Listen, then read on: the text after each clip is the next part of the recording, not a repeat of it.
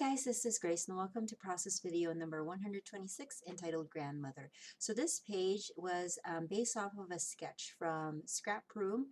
It's a kid club and they were having they have monthly sketches, and they were also inviting people to use the sketch for National Scrapbooking Day, and so that's what I had in mind when I created this page.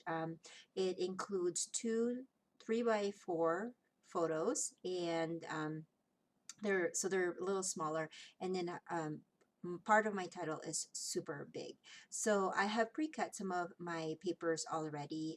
The items in this layout will be from my May and June homemade kit, and so I started off with the glittered black cardstock as my base, and then the background paper is actually a pattern paper, but it has a very subtle design, so you can't really see it in the video, but it's kind of a diamond shaped yellow design on it.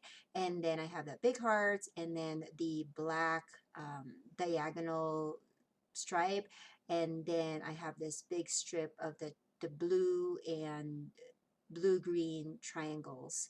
And so I also had pre-cut these circles. They're from black and blue cardstock, and I just use my Creative Memories cutter for that. That was cut because that was part of the design of the sketch that I'm following. And I will make sure to link the scrap room in the description below if you're watching this on YouTube. So this is going to be my first video for this homemade kit.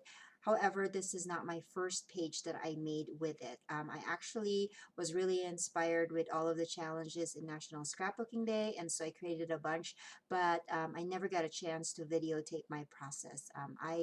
My room was a mess that day, and I was just kind of taking advantage of having the time to scrapbook, and so I wasn't really paying attention to making sure I videotaped it or not.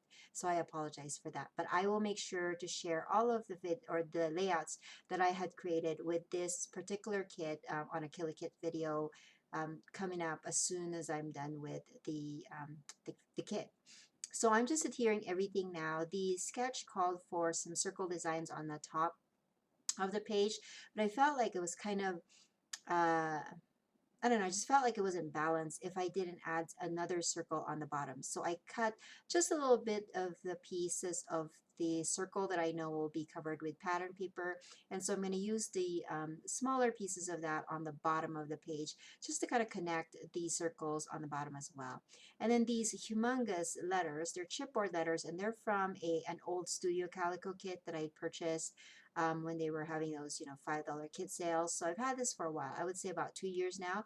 And I just wanted a big title. I think I wanted it because I also wanted to submit this layout for another challenge at Paper Issues, something about letters or mothers. I can't remember what the prompt was, but the prompt and also the sketch kind of led me to use the items that I did. Now the Big Mother chipboard was not part of my original kit, but I did pull that up from my stash. So the mother will be part of my layout, and then I have some Doodlebug blue stickers, letter stickers that I had adhered on vellum, and then that's going to spell out grand, and it's going to go on top of the word mother. I thought it was appropriate to make this page this month because we just celebrated Mother's Day, and so I thought it was really cool. Now this page is about my mother, and I documented how cool it is to have her as my children's grandmother. The Tagalog word for grandmother is Lola, and so we call her Lola. And I was thinking of doing that, but I didn't have an A anymore in this in that particular the chipboard letter set. Anyways, so I have this label stamp that I had pulled out and put in my kit that I wanted to use. I got that a Tuesday morning, and I was going to use the Cat's Eye brown ink, but for some reason it just didn't have enough juice, and so it wasn't stamping very well. And so I pulled out my dye ink pad. I think that's Hero Arts, no, Rangers, and then I'm just stamping it on white cardstock.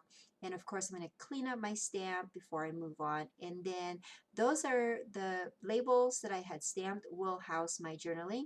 And so I was starting off by using one of the labels to place the location of the pictures and also the time frame of it. And then the other four will be holding my thoughts on how cool it is to have my mom as my kid's Lola.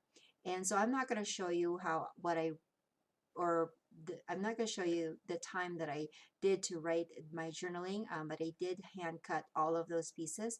And at first, I wanted to kind of spread them around, kind of on a diagonal on my page, but there was just not enough room. I just felt like they're and the thing of it is I'm breaking up the little strips. So I decided I'm going to put them on the bottom, and then they're going to be a kind of a horizontal type of design as well. And I like how that turned out much better than my initial plan. So I have these two chipboard mason jars that I put in my kit, and I believe they're from Dear Lizzie, and I'm just going to add that there. I love that the turquoise green or the mint green on the one of the mason jars matched my chipboard title, so I like that one. And then here I'm just kind of playing around with the stickers that I put in my kit. Some of them are Cosmo Cricket, some Webster's Pages, and some Simple Stories. So I hope you're liking these process videos that I'm putting out in my page. If you are new to my channel, please give it a thumbs up and subscribe so you can find out the next video that I will post, and leave me a comment if you have any questions about this page. I also wanted to incorporate some more stamping, and because one of the mason jar, the top of it is kind of empty, and so I stamped some hearts on there just using the same brown ink that I used for my labels. And then I have these really cool sequins that was gifted to me in a pocket letter, so I'm just using that up. Some are gold and some is really cool black and white striped one. So I'm going to add that in, I believe, in 2 different spots in my layout, maybe 3. Yeah, I think I'm going to do it on 3 different spots on my layout to create a visual triangle. And then going to do a little bit more embellishments, and I'm going to call it good. My last embellishment for this one will be adding some liquid pearls on the dots. The label has a specific dot design on the edges, and so I thought I'd add some liquid pearls to that, kind of give it a little bit more dimension, and also to use up my liquid pearls. And then there's some close-ups coming up after this, and I will catch you guys soon. Bye.